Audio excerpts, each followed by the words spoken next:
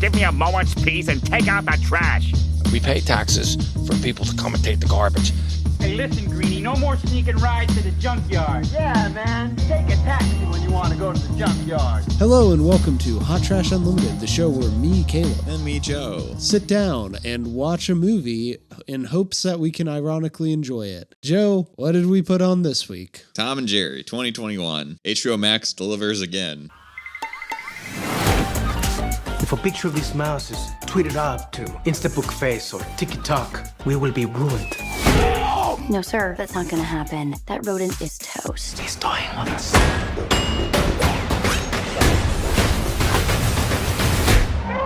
I think I might have just pulled this off. What did you tell me when we started this? It's only an hour. Well, okay, you exclaimed an hour 41. Mm-hmm. I said it's only an hour 41. It's only 10 minutes extra than a normal animated movie. That's true.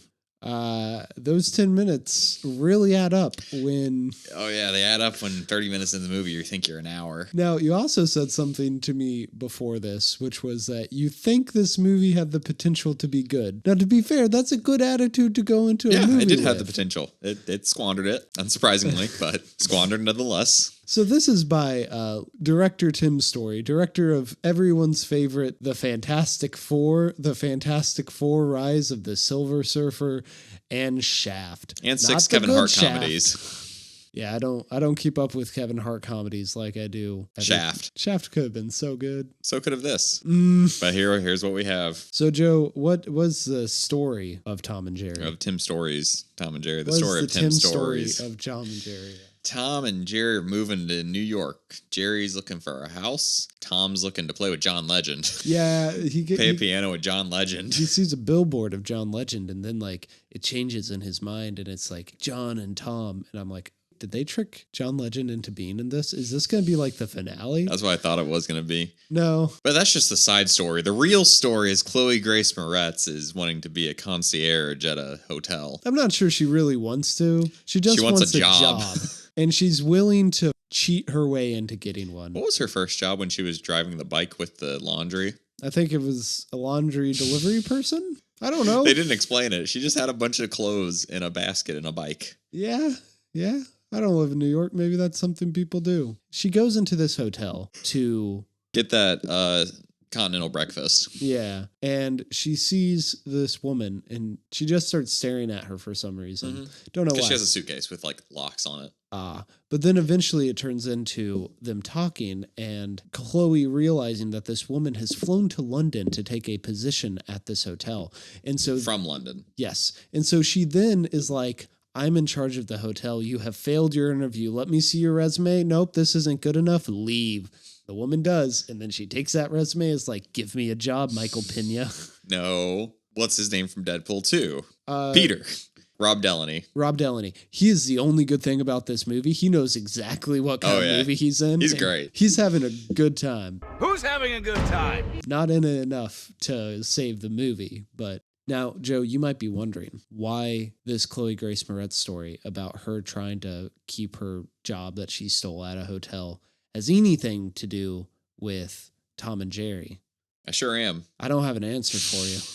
Because making an hour and a half long Tom and Jerry chase would be a little too expensive. Well, let's start there, shall we? Why does there need to be a Tom and Jerry movie? I don't think there does. They work best in 20-minute doses. 10-minute doses even better. And 10-minute shorts with different scenarios. I think if you look at the world of animation, you've got things like Looney Tunes, which are evergreen. Perfect. You can update them to the modern era. Doesn't mean they'll always be good, but, I never think that they are doomed to be stuck in the past. And you have things that are just so iconic that would be weird not to have them around. Like Mickey Mouse. No one really cares about Mickey Mouse anymore. But it'd be weird for there not to be Mickey Mouse stuff on Disney Channel. And then you have stuff that's stuck in the past, but that's the charm. Like Scooby-Doo. Scooby-Doo should not be updated at all. It should just be in the 60s. Tom and Jerry is none of these. Tom and Jerry, and I'm sorry, I get it, Joe. You're a fan of them, and I wouldn't say I'm not a fan. But why does Tom and Jerry survive into the modern era? Do they even? I wonder...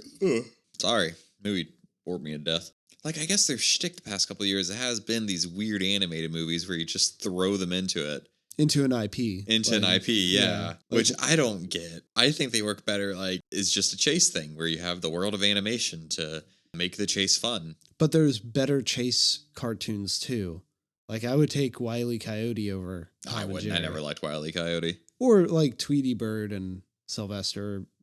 Tom and Jerry always had this visceral cartoon violence to it. Yeah, I don't want to pretend I didn't enjoy Tom and Jerry growing up. It's just I don't know why the director of Shaft, his next project was well, I've killed all potential for future Shaft movies.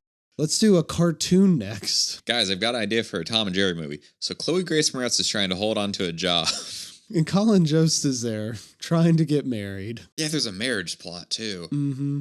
Why are Tom and Jerry in this movie? That's a really great question. Why is every animal cartoon? I mean, I guess it's better than Tom and Jerry being the inconsistent animals in the movie. Would you have rather this been a 3D animated movie? What do you mean? A fully 3D animated? Yeah, instead of hybrid. Yeah. Commit one way or another. They never look good in the backgrounds. They're always kind of just floating around. Yeah. From the very start when the pigeons are flying around, that was where I knew I was oh, they didn't try. In the first 5 minutes, they do the same shot twice where something is falling down, but it's falling down the center screen while the screen is still moving downwards. They would just be falling in one direction. They wouldn't be falling diagonally. Yeah. This is not as bad as Dr. Dolittle was. And just in terms of bringing 3D things into a real world, at least this conformed to lighting. And I think they had an idea of where they were going to move their camera. It's just, I don't think the animation works. No, I think if it was straight up 2D, it would have worked a little better. But now there's stuff has dimension to it, but it doesn't at the same time. But sometimes it does. They're almost 2D, but they are still 3D models.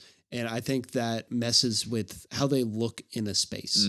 I would like to see, and this is the part of my brain kicking in, which is I wouldn't have enjoyed this movie anyway. I want it to turn into a full train wreck. I want hyper real Tom and Jerry. Just a normal cat and a normal mouse. Yes, but they still have to make all the expressions of the cartoon one. I want them to use digital fur technology. Oh, no. The first Sonic trailer, I think. Oh, God. Oh, don't bring that back.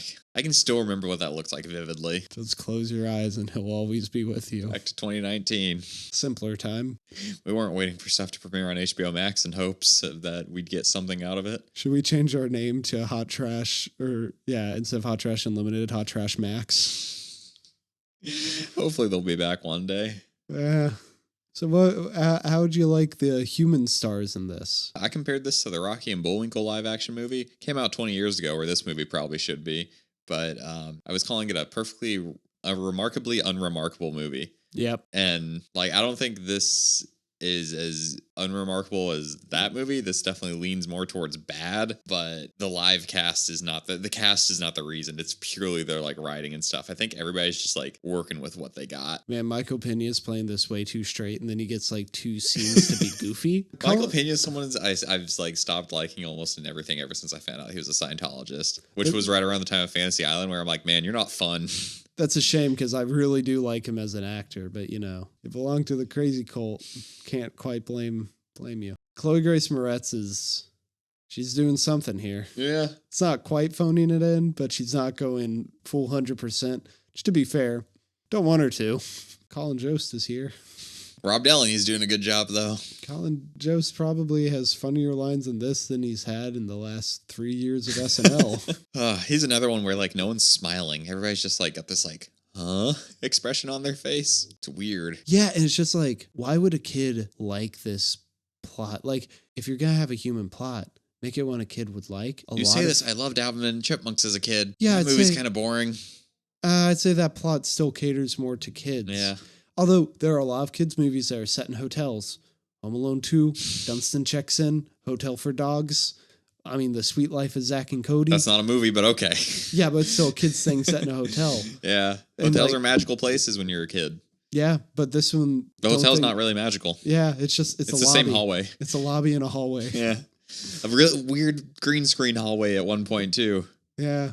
Tim Story dropped some very interesting, and he didn't write this, so I shouldn't pin this all on him. But whoever did write this dropped in some very dated pop cultural references. Did they? They got everything from the Warriors to Batman 89. They watched Young Frankenstein at one point. And listen, like, not saying these are bad movies, but I think it just shows how out of touch.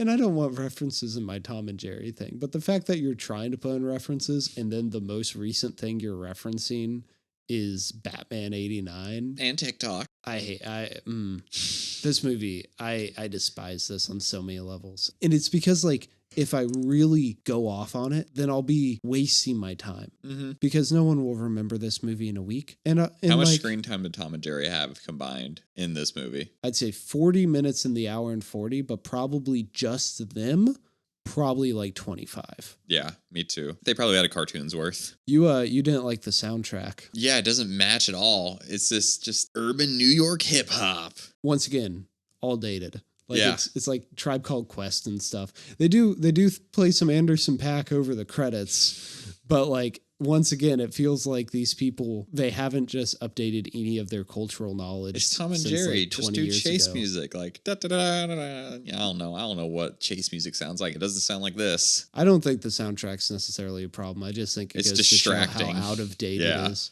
I liked most of the songs outside of the movie.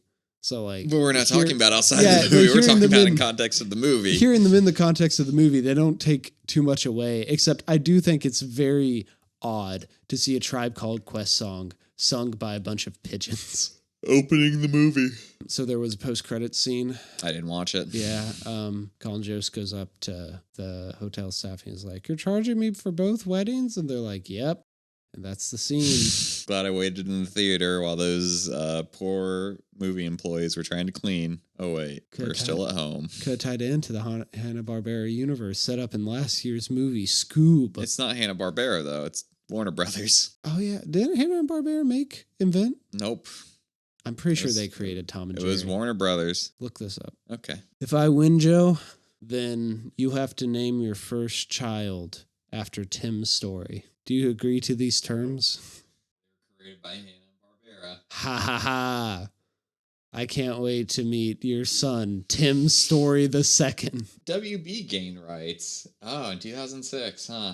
What a useless IP to gain rights to. Oh, so yeah, I watched the first WB show they did, Tom and Jerry Tales, when I was a kid. That's probably why I associate it with, because that was the Tom and Jerry I grew up on. Warner Brothers has the Looney Tunes. Why are they bothering with Tom and Jerry? I don't know.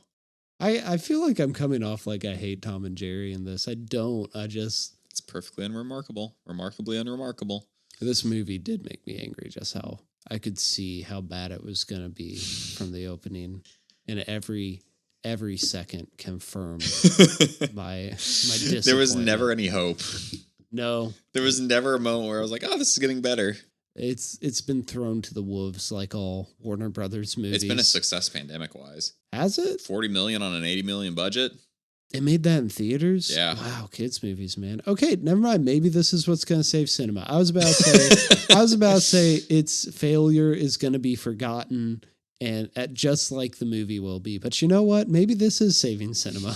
Like pandemic numbers, that ain't bad. Sorry, Mr. Nolan. Tenet couldn't save the theatrical experience. Tom and Jerry, is it? But Tim's story, coming from the All back hail. with the chair. All hail.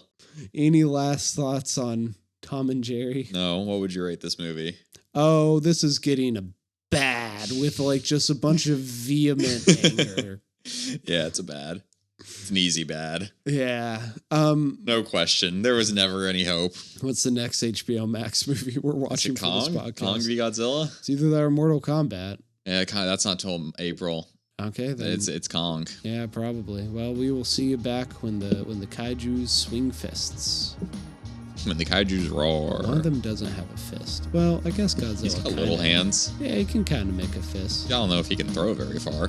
Do you need a thumb to make a fist? Is the thing.